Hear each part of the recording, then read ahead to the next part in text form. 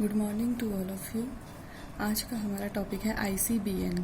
ICBN से मतलब होता है international code of botanical nomenclature. इसकी फुल फॉर्म है international code of botanical nomenclature.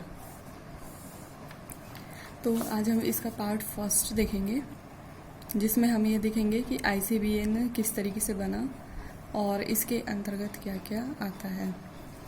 तो सबसे पहले हम देखते हैं जो बाइनोमियल नॉमेनक्लेचर था उसकी शुरुआत गैस्पर कैस्पर बोहिन ने की थी। इन्होंने अपनी बुक लिखी थी पाइनेक्स, उसमें इसकी शुरुआत इन्होंने कर दी थी।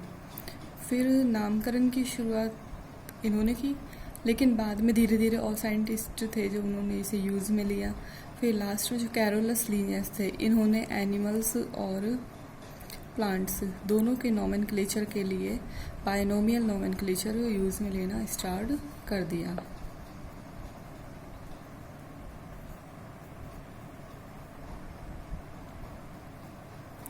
बाइनोमियल नॉमेनक्लेचर इसलिए यूज़ में लिया जाने लगा क्योंकि जो पहले नाम होते थे वो इतने बड़े होते थे कि एक चेन की तरह दिखाई देते थे। 4 4 5 5 शब्द उसमें होते थे, जिसे पॉलीसिलेबिक भी कहा जाता था।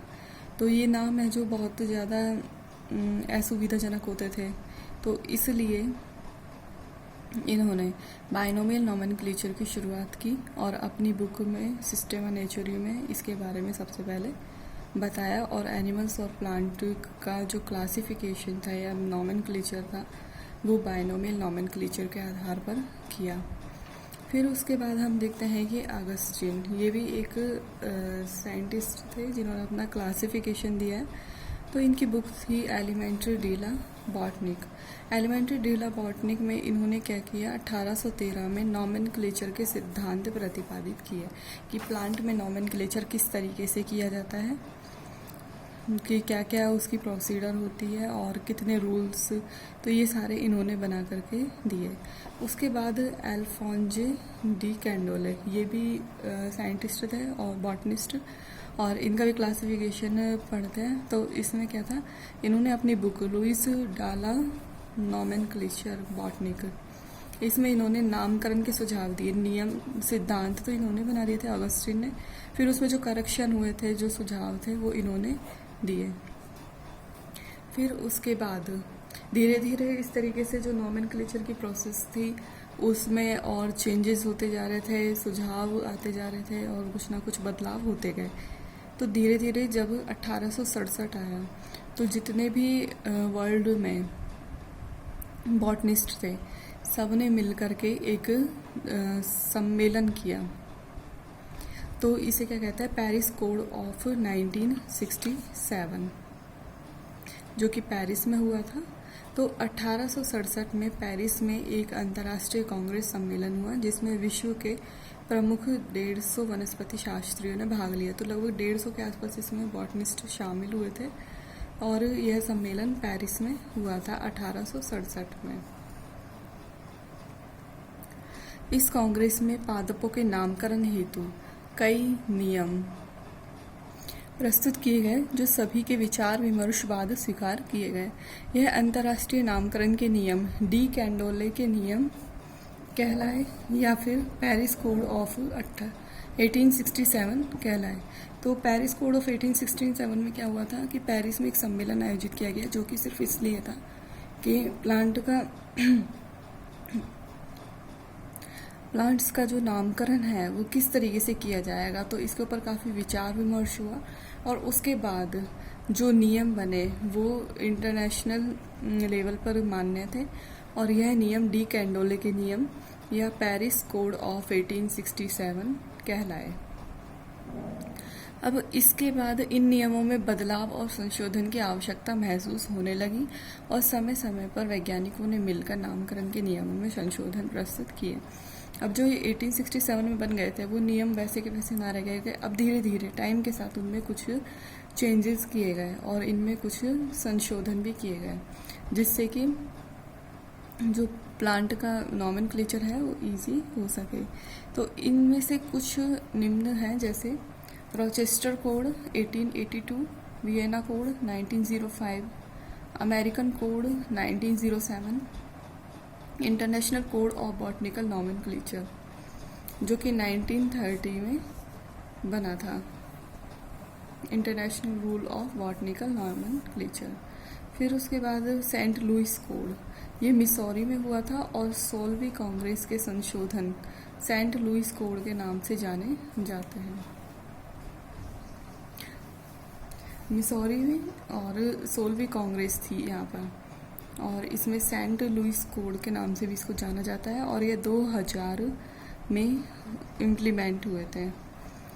फिर उसके बाद देखते हैं हम ICBN, जो सबसे प्रमुख है, जिसके बारे में हमको इसमें डिटेल में देखना है। तो 12वीं अंतर्राष्ट्रीय कांग्रेस में इनको गठित किया गया था, जो कि 1975 में हुई थी, और इसका प्रकाशन अंतर्राष्ट्रीय संगठन IAPT द्वारा किया जाता है, और इसके नियम 1978 में प्रकाशित हुए थे। 75 में अंतर्राष्ट्रीय कांग्रेस हुई, जो कि 12वें नंबर की कांग्रेस थी, और इसके जो कोड हैं वो IAPT के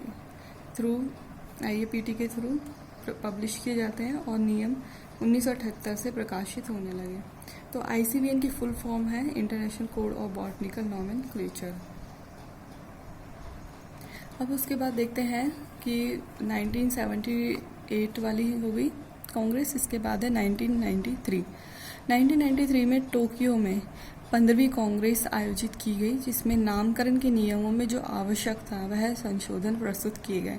यह संशोधन संशोधित संहिता या कोड 1994 में W. ग्रूटियर एट एल ने 1994 द्वारा प्रकाशित किए गए, और यह नियम निम्न प्रकार है। अब जितने भी कांग्रेस हुई उन सब में जितने भी सम्मेलन हुए या कांग्रेस आयोजित की गई, उन सब का उद्देश्य यही था कि जो नामकरण की पद्धति है, नॉमेनक्लेचर की प्रोसेस है, उसे इजी किया जाए और जो सबके लिए सुविधाजनक हो और पूरे वर्ल्ड लेवल पर मान्य हो।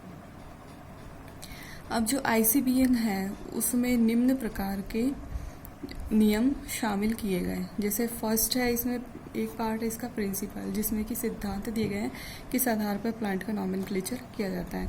दूसरा इसके रूल्स हैं कि किस किस रूल्स के थ्रू इसका नॉमेनक्लेचर किया जाएगा। और तीसरा रिकमेंडेशन कि टाइम टू टाइम जो कांग्रेस आयोजित हुई है तो उनमें क्या क्या सुझाव दिए गए। तो सबसे पहले देखते हैं प्रिंसिपल का मतलब सिद्धांत। तो 12वीं अंतर्राष्ट्रीय वानस्पतिक कांग्रेस में प्रस्तुत नाम पद्धति के सिद्धांत, जो आज सभी वैज्ञानिक नामकरण में उपयोग करते हैं, निम्न प्रकार है। तो ये जो 12वीं जो ICBN बनी थी, 12वीं अंतर्राष्ट्रीय कांग्रेस हुई थी, उसमें जो सिद्धांत बनाए गए थे उन्हीं को ही सबसे ज़्यादा फॉलो किया जाता है और इसी के आधार पर नामकरण किया जाता है। तो इसका फर्स्ट प्रिंसिपल ये था कि जब प्लांट का नॉमेनक्लेचर किया जाता है तो वो एनिमल के नॉमेनक्लेचर से बिल्कुल डिफरेंट होता है, कि जैसे बॉटनिकल नॉमेनक्लेचर और जूलॉजिकल नॉमेनक्लेचर दोनों अलग अलग होते हैं, कि प्लांट का नाम जंतुओं के नाम की तरह नहीं रखा जा सकता, ना ही जंतुओं का नाम प्लांट के नॉमेनक्लेचर के आधार पर रखा जाएगा। दोनों की प्रोसेस बिल्कुल डिफरेंट होती है। फिर दूसरा ये है, किसी भी टैक्सॉन का नाम नॉमेनक्लेचर द्वारा निर्धारित किया जाता है। जैसे कोई भी प्लांट है, उसे हम टैक्सा कह रहे हैं यहाँ पर, उसका नाम हमेशा नॉमेनक्लेचर के द्वारा ही रखा जाएगा, जो क्योंकि नॉमेनक्लेचर के थ्रू पूरे वर्ल्ड में वो मान्य होगा, इजीली रिकॉग्नाइज हो जाएगा। अगर हम उसका नाम बताएंगे बॉटनिकल नेम तो उससे आसानी से रिकॉग्नाइज हो जाएगा। फिर तीसरा है, टैक्सॉन का नाम उसके प्रकाशन की प्राथमिकता पर निर्धारित किया जाता है। प्रायोरिटी ऑफ पब्लिकेशन, मतलब जैसे कोई प्लांट है वो वर्ल्ड के कई हिस्सों में पाया जाता है, तो अब हर जगह उसका अपना अलग अलग नाम होगा, अलग अलग साइंटिस्ट उस पर काम करेंगे। तो अब जैसे सब साइंटिस्ट उसका अलग अलग नाम रख देते हैं, तो जो नाम सबसे पहले रखा गया है डॉक्यूमेंट के अंदर, जो सबसे पहले पब्लिश हुआ है नाम, वो ही उसका नाम मान्य होगा, बाकी सब डिस्कार्ड कर दिए जाएंगे। तो इसलिए टैक्सॉन का नाम उसके प्रायोरिटी ऑफ पब्लिकेशन पर डिपेंड होता है। अब चौथा नियम देखते हैं।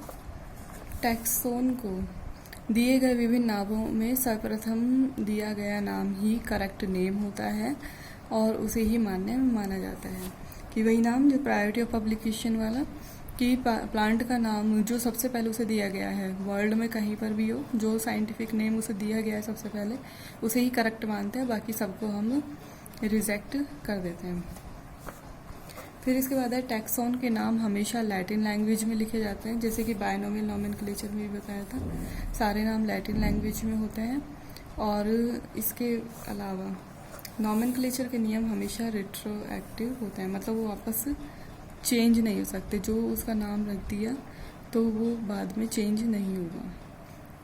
रिट्रोएक्टिव मतलब रिवर्स प्रोसेस में नहीं जाते, ये नियम हमेशा फॉरवर्ड प्रोसेस में ही जाते हैं।